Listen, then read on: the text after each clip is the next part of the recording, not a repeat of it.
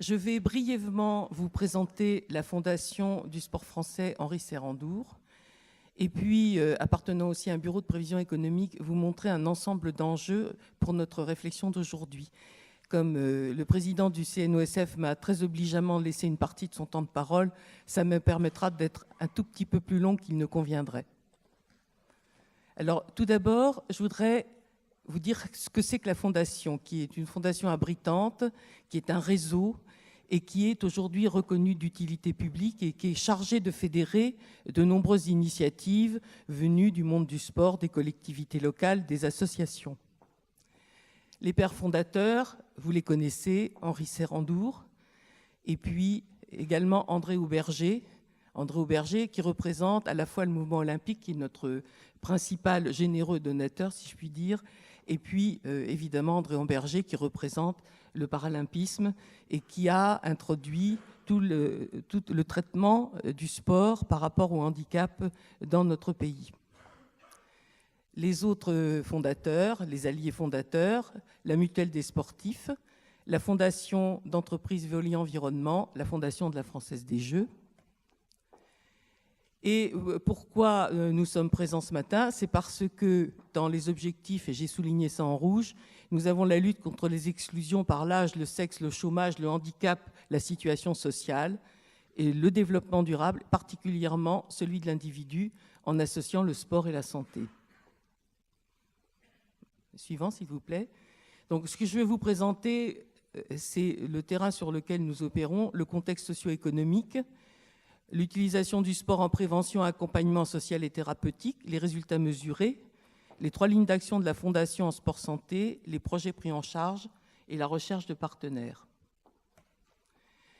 Alors, le contexte, c'est un mode de vie trop sédentaire, une crise économique longue qui va durer, selon nos pronostics, jusqu'en 2015 et dans un pays vieillissant.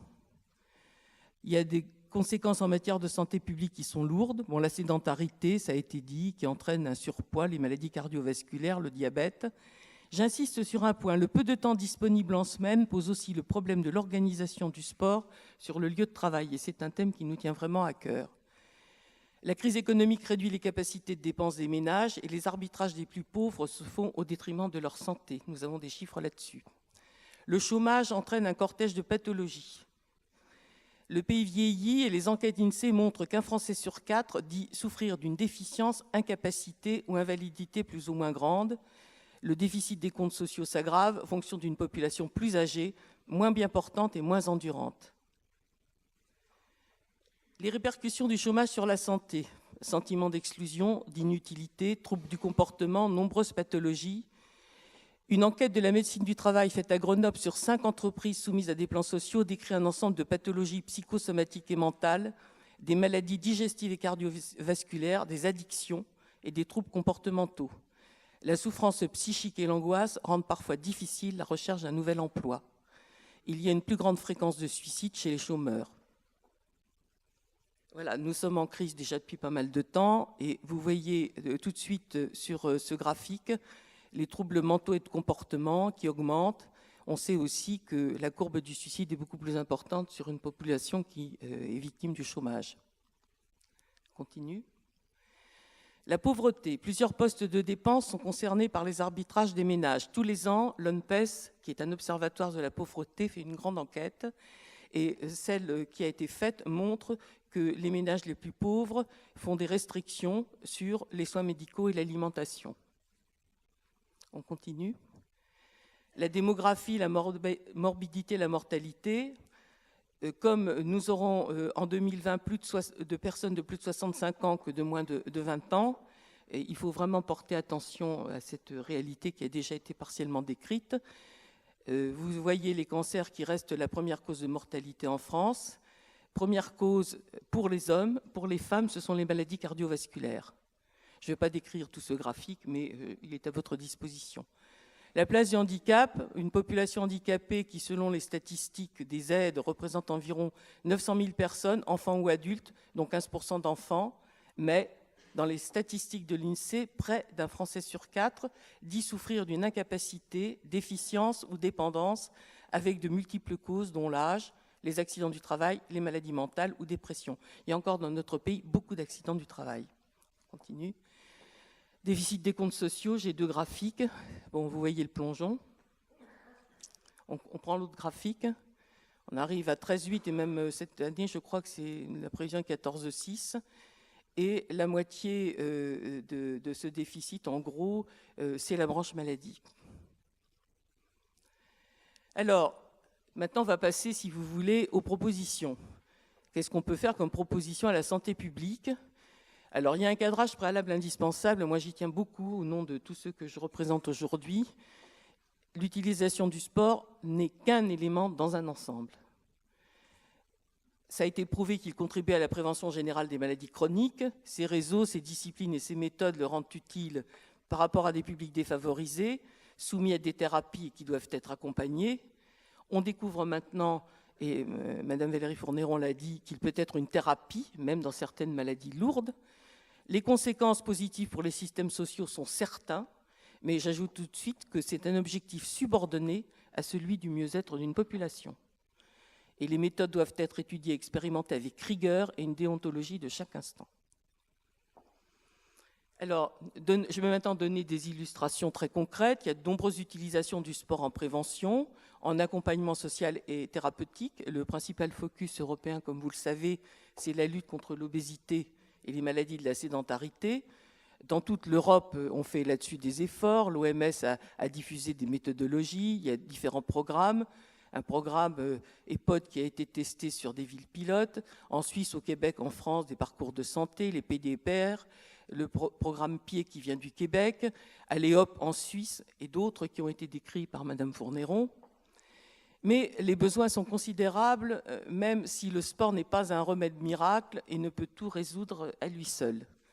Il y a des efforts à faire dans la recherche, en physiologie de l'effort, recherche sur l'apport du sport chez les handicapés tant physiques que mentaux. Dans les applications, il y a des efforts à faire, prévention des chutes chez les personnes âgées, de l'ostéoporose, de la sarcopénie, c'est-à-dire l'affaiblissement musculaire, accompagnement des traitements des maladies mentales, du traitement de certaines maladies chroniques dont le cancer, de maladies invalidantes comme la sclérose en plaques, thérapie contre la dépression avec aide à la resocialisation. Alors, des mesures d'impact qui commencent en France et à l'étranger. Je rappellerai les travaux du Conseil national des activités physiques et sportives, parce qu'il y a beaucoup de gens qui sont dans cette salle qui ont participé aux 7 ans de travail de cette instance. Au cours de la dernière décade, nous avons fait 3 réunions internationales, dont 2 à l'ULB de Bruxelles, sur la physiologie de l'effort, le sport et le handicap mental, travaillé notamment pour les trisomiques et les autistes, et le sport contre les maladies de la sédentarité. Des mesures d'impact tant physiques que financières ont été communiquées par des médecins et décideurs de grand renom qui ont tous regretté le manque d'épidémiologie sur ce sujet. Et outre les aspects physiologiques scientifiquement établis et les précautions recommandées par rapport à un exercice inadapté ou un surentraînement sur lequel les tables rondes s'exprimeront, la dimension économique a été abordée avec une communication sur des chiffrages encore partiels. Alors voilà les chiffrages que nous avons. Une étude américaine qui définit le différentiel, c'est-à-dire le bénéfice pour les systèmes sociaux, à 275 € par personne et par an. Une étude suisse prend en compte évidemment les accidents de la pratique sportive et son solde est encore de 220 € par personne et par an. Pour l'OMS, c'est 250 à 300 € par personne et par an. Et toutes les études sur des publics cibles, soit en entreprise, soit dans des groupes âgés, montrent une moindre consommation de soins. Mais comme le disent nos amis belges, la première victoire dans le sport, c'est d'abord d'en faire. C'est-à-dire qu'il faut convaincre les gens de l'utilité de la chose. Enfin, je voudrais citer, parce que je n'oublie absolument pas les lieux professionnels, qui sont un lieu très important de sport santé.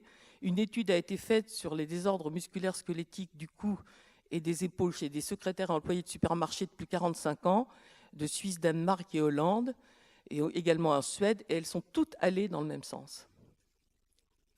Alors, qu'est-ce que nous faisons au niveau de la Fondation ? On a un triple rôle, et c'est pour ça que nous avons un accord tripartite avec, d'une part, la Fondation que nous représentons, l'IMAPS, et le CNOSF. aider à mettre en place les validations médicales et sportives. Et on est totalement associé à la démarche en cours, dont sera question ce matin que Alain Calmat exposera. Aider à construire une épidémiologie afin de mesurer les impacts. Je discutais encore hier soir avec M. Caraquillo de Limoges, parce que nous avons une université fameuse qui fait un travail important sur le sport et qui me disait son grand intérêt, et l'IMAP c'est également la même démarche, de participer, de lancer justement une mesure économique des effets du sport, et dans différents domaines. Il n'y a pas que la santé, mais c'est un domaine important. Faire émerger des projets concrets et accompagner les initiatives et expérimentations jugées utiles. Nous sommes un banc d'essai. Alors, je vais vous donner quelques illustrations des projets que nous prenons d'ores et déjà en charge. Le projet d'Alain Calmat, il y reviendra lui-même. Le projet de l'Observatoire, j'en ai déjà parlé.